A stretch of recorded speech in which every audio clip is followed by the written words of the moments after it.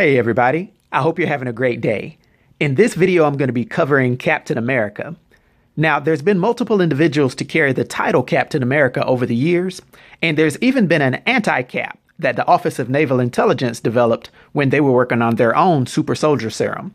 But for the sake of simplicity, this video I'm just going to focus on Steve Rogers. Now, Steve Rogers is 6 feet 2 inches tall and weighs 240 pounds, having blue eyes and blonde hair. And he made his first appearance in Captain America Comics, issue number 1, in March of 1941. Now, although Steve Rogers was originally a very frail individual having no superhuman powers at all, he took a super soldier serum and Vita-Ray treatment, and then he's transformed, and his strength, endurance, agility, speed, reflexes, durability, and healing are all at the peak of natural human potential. Rogers' body actually regularly replenishes the super soldier serum as well, meaning that it never wears off. Although Captain America lacks vast superhuman strength, he is one of the few mortal beings who's been deemed worthy enough to wield Thor's hammer, Mjolnir. Now, Cap's battle training and experience make him a very good tactician and an excellent field commander, with his teammates frequently deferring to his orders in battle. Thor has even stated that Cap is one of the very few humans that he'll take orders from and follow through the gates of Hades. His reflexes and senses are extraordinarily keen. He's also blended judo, western boxing, kickboxing, and gymnastics into his own unique fighting style and is a master of multiple martial arts. Years of practice with his near indestructible shield make him able to aim it and throw it with almost unerring accuracy. His skill with his shield is so good that he can actually attack multiple targets in succession with a single throw, or even cause a boomerang-like return from a throw to attack an enemy from behind.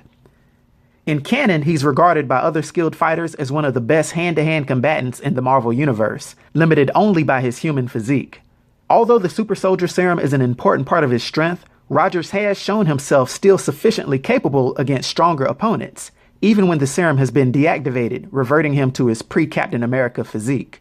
Cap has vast U.S. military knowledge and is often shown to be familiar with ongoing classified Defense Department operations.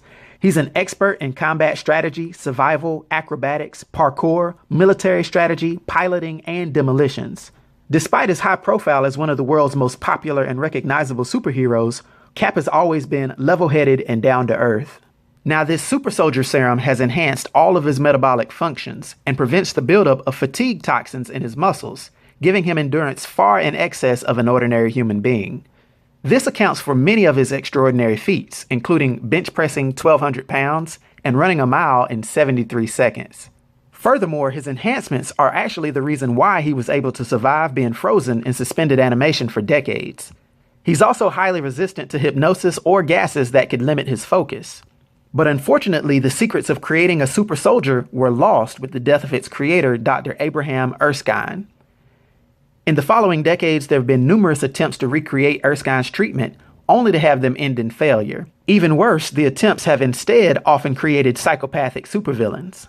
Cap has used multiple shields throughout his history, the most prevalent of which is a near-indestructible, disc-shaped shield made from an experimental alloy of steel and the fictional vibranium.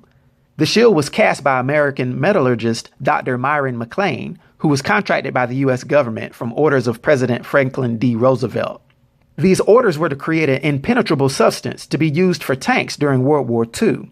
This alloy was created by accident and never duplicated again, although efforts to reverse engineer it resulted in the discovery of adamantium. And we all know adamantium is the near indestructible substance that coats Wolverine's claws and skeleton. Captain America often uses his shield as an offensive throwing weapon as well. The legacy of the shield among other comics characters includes the time-traveling mutant hero Cable, telling Cap that his shield still exists in one of the possible futures. Cable actually carries it into battle and brandishes it as a symbol. When without his trademark shield, Cap sometimes uses other shields made from less durable metals such as steel, or even photonic energy shield designed to mimic a vibranium matrix.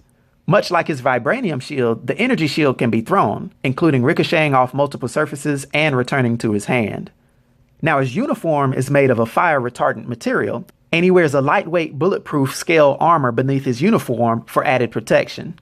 Originally, his mask was a separate piece of material, but an early engagement had it dislodged, thus almost exposing his identity. To prevent a recurrence of this situation, Rogers modified the mask with connecting material to his uniform, an added benefit of which was extending his armor to cover his previously exposed neck. Cap has also used a customized motorcycle modified by the Shield Weapons Laboratory, as well as a custom-built battle van constructed by the Wakanda Design Group with the ability to change its color for disguise purposes. The van is also fitted to store and conceal the custom motorcycle in its rear section with a frame that allows Rogers to launch from the vehicle while riding it. Now, during the display of the experiment that gave Steve Rogers his powers, there were Nazi sympathizers who were among the crowd, and these sympathizers killed Dr. Erskine, who was the only person who knew the process. And now, although Rogers quickly captured the saboteurs, it was clear that there would be no battalion of super soldiers now. Rogers would be the only one. Shortly after this, Rogers was given the title Captain America, and he became a symbol for the U.S. fighting forces and a dread nemesis of the Axis powers. In his many battles against Nazi aggression, Cap was often joined by a sidekick, James Bucky Barnes, who had discovered the secret of Rogers' true identity. Together, the two of them tore a path through the ranks of the enemy forces, often defeating Nazi menaces such as Red Skull, Agent Axis, and the Iron Cross. Many times they were often joined by their allies in the Invaders team, including the original Human Torch and Namor the Submariner. In 1945, Cap and Bucky were on a mission to apprehend the German scientist Baron Zemo, who planned on stealing an experimental long-range drone plane developed by the British.